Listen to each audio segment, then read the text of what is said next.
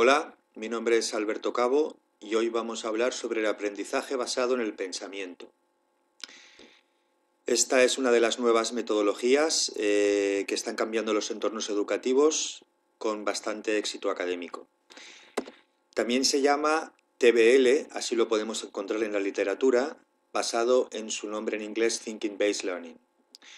Este método se basa en enseñar a los alumnos a trabajar con la información que reciben.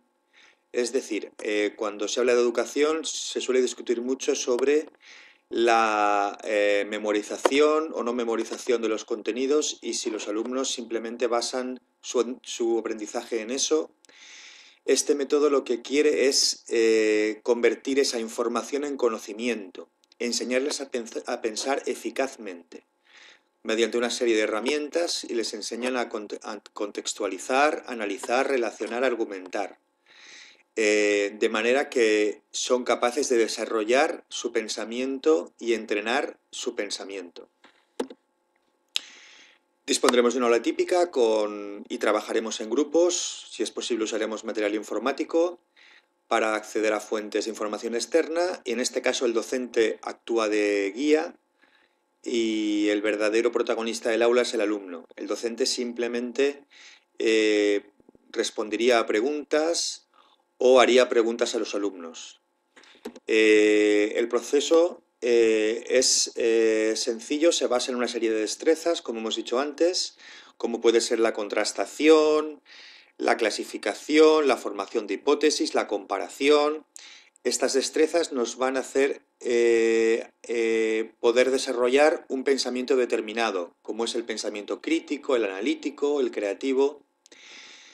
Estas destrezas se aprenden a través de los mapas de pensamiento que se le entrega a los alumnos, que son preguntas que conducen a ese pensamiento concreto. Los grupos dan respuesta a esas preguntas. También se les entrega un organizador gráfico donde podremos plasmar la información que obtenemos de esas preguntas y una vez que las plasmemos, en ese organizador gráfico podrá ser visible el pensamiento que queremos desarrollar. Por supuesto, luego haremos una puesta en común, que es uno de los puntos más importantes de este método. Queremos decir que si yo pienso eficazmente, tengo que cumplir estas tres cosas. Tengo que usar destrezas del pensamiento, tengo que tener habituada mi mente a reflexionar amplia y productivamente y tengo que usar la metacognición, que se basa en reflexionar sobre el propio método. Tengo que fiscalizar mi método, si está funcionando, si no me está funcionando, si está yendo bien, si puedo usarlo para otro tipo de ámbitos, etc. Aprenderemos muchas competencias. Hemos destacado que aprenderemos a pensar de forma eficaz, aumentaremos el interés del alumno. El alumno será capaz de aplicar esta metodología en sus aprendizajes futuros y además le ayudaremos en su toma de decisiones. Hemos querido nombrar aquí una posible desventaja que puede tener el método, que pensamos que tampoco es así, que es que el docente tiene que reprogramar sus clases para adecuarlas a este método. Pero pensamos que esto es como redecorar una casa con elementos novedosos. Es como un soplo de aire fresco, se puede decir. Un caso práctico que podemos nombrar es el del Colegio Alcaste Las Fuentes en La Rioja, donde los resultados han sido muy buenos y donde se ha demostrado que si se da la oportunidad a los alumnos para ser protagonistas en el aula, los resultados son incluso mejores de lo esperado.